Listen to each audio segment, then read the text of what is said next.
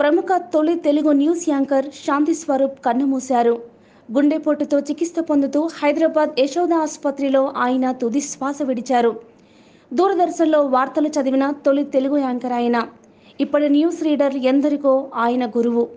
1978లో news చదవడానికి జాబ్లో చేరిన ఆయనకు వార్తలు చదివేందుకు 1983 వరకు వేచి చూడాల్సి వచ్చింది. ప్రాంప్టర్ లేని సమయంలో తప్పు లేకుండా జాగ్రత్తగా ఆయన వార్తలు చదివేవారు. 2011లో ఆయన పదవి విరమణ చేశారు. ఈరోజు చాలా దుర్దినం. తెలుగువారి తొలి టీవీ ఛానల్ దూరదర్శన్ అయితే అందులో మొట్టమొదటి న్యూస్ రీడర్ శాంతి స్వరూప్ గారు. శాంతి స్వరూప్ గారి నిష్క్రమణ నిజంగా నాకు చాలా బాధాకరం.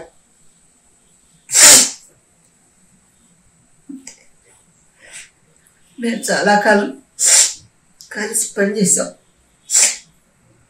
నేను జాయిన్ అయినప్పుడు మొట్టమొదటిసారిగా స్టూడియోలోకి అడుగు పెట్టినప్పుడు సోమాజిగూడలో అరుగులు ఉండేవి.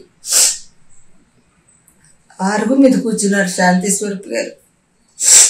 కూర్చొని రండి బ్రదర్ అని పిలిచారు. ఆయన ఎవరో నాకు అసలు తెలియదు అప్పటికి. ఆయన రండి బ్రదర్ అనేటప్పటికి ఎవరా అని ఆలోచిస్తూ ఆయన వెంట వెళ్ళాను. స్టూడియో లోపలికి తీసుకెళ్ళి ఇంజనీర్స్ అందరికీ పేరు పేరున పరిచయం చేశారు. ఈవిడ విజయదుర్గ, మన ప్రజెంటేషన్ అనౌన్సర్, ఇక్కడ నుంచి మనతో పాటు వర్క్ చేస్తారు అని చెప్పి ఆయన చెప్పారనమాట. అలా మాకు మొట్టమొదటి పరిచయం. అప్పటికి ఇంకా తెలుగు న్యూస్ లైవ్ రాలేదు. అందువల్ల శాంతి స్వరూప్ గారు, రోజారాణి గారు, నేను ముగ్గురం కలిసి ట్రాన్స్మిషన్ డ్యూటీస్ చేసేవాళ్ళం, అనౌన్స్మెంట్స్ చేసేవాళ్ళం. అలాగే ప్రత్యేక కార్యక్రమాలు ఉంటే ఈ గవర్నమెంట్ ప్రవేశపెట్టినటువంటి సంక్షేమ పథకాలు ఏవైతే ఉన్నాయో వాటి గురించి ముచ్చట్లు అని మేము ముగ్గురం కలిసి స్టూడియోలో చాలా కార్యక్రమాలు చేశాం. అప్పట్లో తెలుగు అంటే తెలుగు భాష మాట్లాడాలి, ఒక్క ఇంగ్లీష్ పదం కూడా దొరలటానికి వీల్లేదనమాట. అంత స్ట్రిక్ట్గా ఉండేది దూరదర్శన్లో మా ఉద్యోగం. సో ఇంగ్లీష్ పదాలు వచ్చినప్పుడు వాటికి సరైన తెలుగు మాటలు, కరెక్ట్గా సరిపోయే మాటలు వెతుక్కోవటంలో నేను, శాంతి స్వరూప్ గారు ఎంతో కృషి చేసాం. శాంతి స్వరూప్ గారిలో ఉన్న గొప్ప గుణం ఏంటంటే ఏదైనా ఇంగ్లీష్ మాట కష్టమైందైనా దొరకగానే దానికి అలవోకగా తెలుగులో మాటలు చెప్పేసేవారు. అలా అదే కాకుండా ఆయన ఏ వార్త చదివేటప్పుడైనా ఆ వార్తకు తగ్గట్టుగా వాయిస్ను మాడ్యులేట్ చేసుకునేవారు. సంతోషకరమైన వార్త ఉంటే సంతోషకరమైన వార్త, విషాదకరమైన వార్త ఉంటే విషాదకరమైన వార్తకి తగ్గట్టుగా తన వాయిస్ను మాడ్యులేట్ చేసుకొని చదివేవారు. నాకు సీనియర్ శాంతి స్వరూప్ గారు.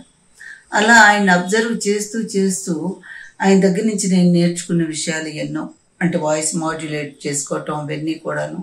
తర్వాత ప్రజలకు న్యూస్ చేరవేయటంలో ఎంతవరకు మాట్లాడచ్చు, ఏ స్పీడ్తో మాట్లాడాలనేది ఆయన ఉచ్చారణ దక్షత, ఆయన ప్రత్యేకం. అది అందులో ఏమాత్రం సందేహం లేదు. ఆయన ఒక ట్రెండ్ సెట్టర్ న్యూస్ విషయంలో. మళ్ళా అలాంటి న్యూస్ రీడర్ రారు. వారు నన్ను ఒక తోబుట్టువులా చూసుకునేవారు. అంత గొప్ప వ్యక్తి అన్నమాట. అట్లాంటి మంచితనం ఉన్న వ్యక్తి మళ్ళా కనిపించరు. శాంతి స్వరూప్ గారికి సద్గతులు లభించాలని ఆ దేవుని మనస్ఫూర్తిగా ప్రార్థిస్తున్నాను. నాకు మాటలు రావటం లేదు, అంతే.